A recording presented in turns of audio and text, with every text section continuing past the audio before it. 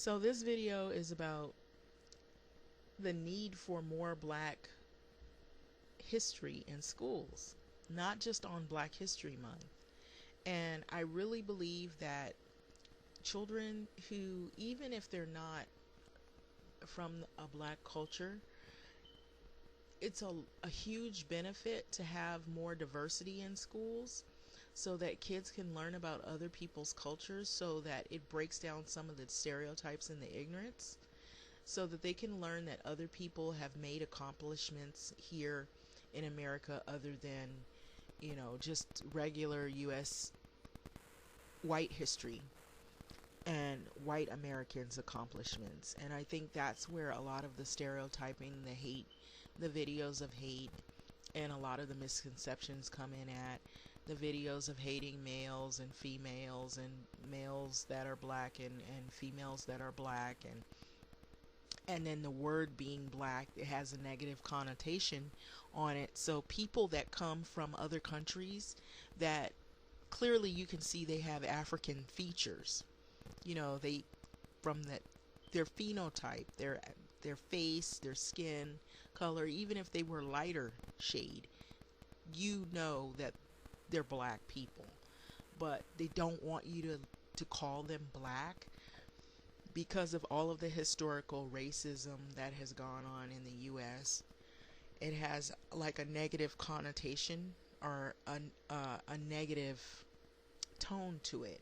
So you'll find that people that, I find this happening a lot to people who are in Latin, Central America, Belize.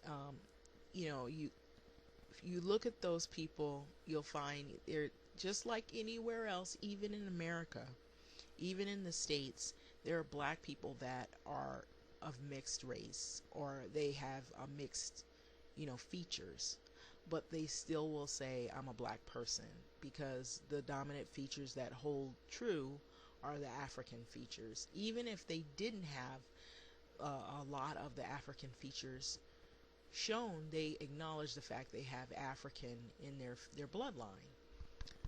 You have some people from Belize that'll say, yes, I'm a Black person, but my culture is not here in the States, it's in Belize. I'm of the Belizean culture. But a lot of times you'll have people that will argue with you to the T. Oh, I'm not Black. I'm not Black. I'm not Black. And so I feel like a lot of that is why you have people that come from other places, and if they're from another culture but they're Black people, and that's what I'm saying. Just because you say you're Black, it doesn't mean that you necessarily come from the US. You could come from another country, you might have another language, but your ancestry could either be mixed, but you can see that African descent is there. So that is why we call ourselves Black people as well. So it's not necessarily just Black people here in America only. There could be Black people from London, England, from Jamaica, from the Trinidad, Tobago, from the islands, from Latin America, whatever. But even if they didn't have phenotypically all of the features, they're still considered Black people. And that's that. You might be have a whole entirely different culture than those Black people from the States. Could be of a Belizean culture, a Jamaican culture, or an island culture, or whatever culture, or an English culture. But I thought it was interesting dialogue and conversation. I went to the barber shop and I was hearing all this talk about this historical figure that excuse me for clearing my throat, but lately I've been feeling kind of a little bit under the weather. His name is Pio de Jesus Pico. So he was born May 5th, 1801, and he passed September 11th, 1894. So he was the Californio ranchero, or rancher, and politician, the last governor of Alta California. So excuse me if I don't pronounce things correctly in Spanish or whatever, or with the Spanish accent. I don't have Now, this state that is called State of California, it was once called Alta California. And this guy was the governor. So he was under the Mexican rule. So he served from 1845 to 1846, and he was elected to one term, 1853, and on the Los Angeles Common Council. So you're going to see photos of Pio Pico State Historic Park, Pio Pico, and I believe that they I have a sign in here, they were worried about this park closing down. You're also going to see Pio Pico Ranch, Pio Pico House, which I believe that the Pio Pico House is on Olivera Street in Los Angeles. And I am not that far from all of this, which I'm kind of happy about. I didn't know that all this was going on, but this is Pico's abode at El Ranchito in Whittier, California, is seen here in California, 1895, shortly after Pico lost it in the Pico versus Cohn, it's C-O-H-N decision, courtesy of the Whittier Public Library. So I believe he had some issues with trying to keep property. So there was the case, and he had lost that property. And you're seeing this is the original version. Now this is the Pico house. This is what is happening now. That this is an up-to-date version of the Pico house in Los Angeles. And then you're gonna see the Pico house again. And I believe they say this is on Olivera Street. And so then you're going to see a sign saying Save Pio Pico. And I believe they were trying to work at trying to save the state historical park. So all of this has historical content to it. You're also going to see Pio Pico State Historical Park. And you're going to see another photo of what looked like it. I don't know if it's the ranch. I believe it's the ranch. And then there are schools that are named after Pio Pico here in Los Angeles. There's an elementary school, there's a middle school, and there's a library in K-Town named after Pio Pico. And what I thought was interesting is that the photos, well, actually they're not photos. I had found some photos of Pio Pico, and then I found a painting, and the painting of Pio Pico looks more like he's white, or he looks more lighter shade of skin. But I did read about his physical ailment. He had some disfigurement in the face because he had a disease. And I'll go to that, but this is Los Angeles Public Library. This Pio Pico Koreatown branch, so it was named after him. And you know, like if for those that don't know, that Los Angeles has a large percentage of diversity, and it has a large percentage of Latin American, Honduran, Salvadorian, African, Nigerian, Belize, Black, U.S., Jamaican, all kind of people live here. Asian. We have Little Tokyo. We have K-Town, which is Koreatown. So that's a descendant of Pio Pico. He looks a lot like him. Now this is a painting of him. And in this painting, I thought he looks more like he didn't really have the African features in this painting to me. I'll just be honest. It didn't look like he had the African features, but it did say that he had some kind of disease that changed his features over time. Now, the next two photos are how he originally had looked in his older age.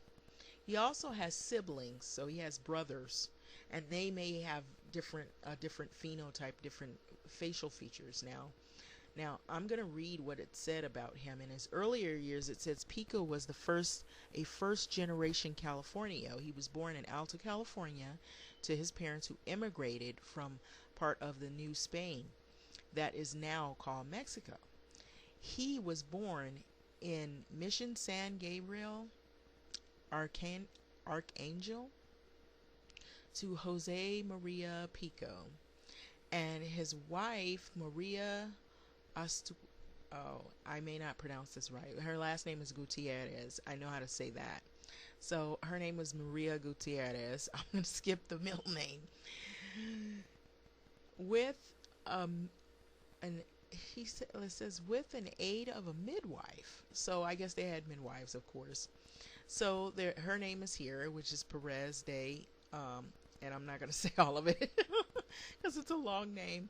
So his paternal grandmother, María Jacinta de la Bastida, was listed in 1790 census as a mulata woman, meaning of mixed race with African ancestry. His paternal grandfather, Santiago de la Cruz Pico, was described as a Mestizo, which is Native American Spanish. And in the same census, Santiago de la Cruz Pico was one of the soldiers who accompanied Juan Bautista de Anza on the expedition that left Tubac, Arizona for California 1775 to explore the region and colonize it. Pio Pico and his siblings were thus of Spanish, African, and Native American ancestry. So I thought that was extremely, very, very interesting and intriguing information that I don't even think even Mexican children even realize that, you know, who these people are, if they're even being taught about this. And so that is why I always say that when you see people that are talking about hate towards blacks, hate towards certain people or individuals, they don't even realize that in their family tree they have African ancestry. Some of them will acknowledge it. Some people will acknowledge it and others don't, because I believe the reason why is because of the stigma of history and some of the bad rap that black people or people of color have gotten over time. It's like nobody wants to claim black anymore. Even black people try to not claim black, you know. So it's like really sad. And so if you really look at the history of a lot of people, like when you saw that guy here that was in the beginning, he was the descendant of this man here. He looked more like what you would typically see like in Los Angeles. You see him, so oh, he's just a Mexican guy.